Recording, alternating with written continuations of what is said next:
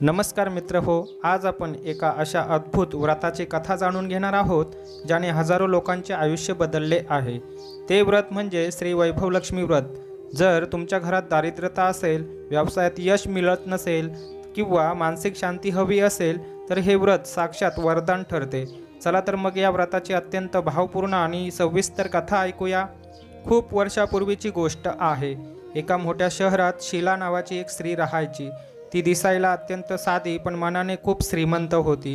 ती पतिपरायण होती आणि सतत महालक्ष्मीच्या नामस्मरणात दंग असायची। तिचा पतीही खूप कष्टाळू आणि प्रामाणिक होता।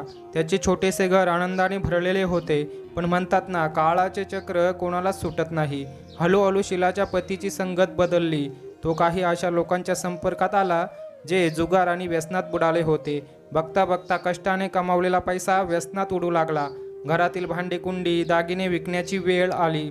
शीलाने खूप समजावून सांगितले, पण तिच्या पतीला काही सुचेनासे झाले। एकेकाळी सुखात असणारे हे कुटुंब आता वेळेवर अन्नसुद्धा मिळेनासे झाले होते। पण अशा कठीण काळातही शीलाने आपला धर्म आणि भक्ती सोडली नाही। एके दिवशी संध्याकाळची वेळ होती। शीला आपल्या दारात उदास बसली होती। अचानक तिथे एक वृद्ध माऊली आली। तिचे डोळे करुणानिधी होते आणि चेहऱ्यावर एक वेगळंच तेज होतं। तिने विचारलं, मुली, तू इतकी दुःखी का आहेस? शीला म्हणाली, आई, काय सांगू, माझं सगळं वैभव गेलंय, पती चुकीच्या मार्गाला लागलेत, आता मला फक्त मरणाचीच वाट पाहायची आहे। वृद्ध माऊली म्हणाली, मुली, दुःखी होऊ नकोस। लक्ष्मी चंचल नाही तर माणूस चंचल असतो। आपल्या मनाला स्थिर करण्याचा मार्ग भक्ती आहे। तू वैभव लक्ष्मीचे व्रत कर। हे व्रत अत्यंत प्रभावी आहे। त्यामुळे गेलेले वैभव परत येते आणि घरात सुख शांती नांदते। शीलाने उत्सुकतेने विचारले, आई, हे व्रत कसे करायचे?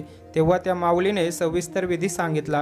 हे व्रत शुक्रवारी करायचे असते। सकाळी लवकर उठून स्नान करावे आणि पांढरे वस्त्र परिधान करावे। दिवसभर उपवास करावा, फक्त फलाहार घ्यावा। संध्याकाळी पूजेची तयारी करावी। चौरंगावर तांदळाची रास ठेवून त्यावर पाण्याचा कलश ठेवावा। त्या कलशात सोन्याचा किंवा चांदीचा दागिना ठेवावा।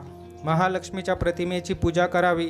श्रीयंत्राला नमस्कार करावा आणि मनोभावे वैभव लक्ष्मीची कथा वाचावी।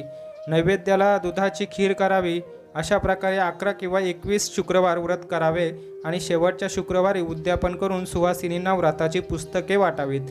ती वृद्ध माऊली हे सांगून गुप्त झाली। शीलाच्या लक्षात आले की ती दुसरी तिसरी कोणी नसून साक्षात महालक्ष्मीच होती। शीलाने पूर्ण श्रद्धेने 11 शुक्रवार हे व्रत केले। आश्चर्य म्हणजे पहिल्याच शुक्रवारपासून तिच्या पतीच्या वागण्यात बदल होऊ लागला। त्याने व्यसने सोडली आणि पुन्हा कामाला सुरुवात केली। 11व्या शुक्रवारी जेव्हा शीलाने उद्यापन, तेव्हा त्यांचे घर पुन्हा एकदा सोन्या नाण्याने आणि आनंदाने भरून गेले होते। भक्तांनो, हीच ती वैभव लक्ष्मीची ताकद आहे। जो कोणी हे व्रत मनोभावे करतो त्याच्या आयुष्यातील सर्व अंधार दूर होतो। जर तुम्हाला ही कथा आवडली असेल तर कमेंट्समध्ये जय महालक्ष्मी लिहायला विसरू नका आणि आपल्या मित्र परिवाराला हा व्हिडिओ शेअर करा, जेणेकरून त्यांनाही देवीची कृपा लाभेल। धन्यवाद।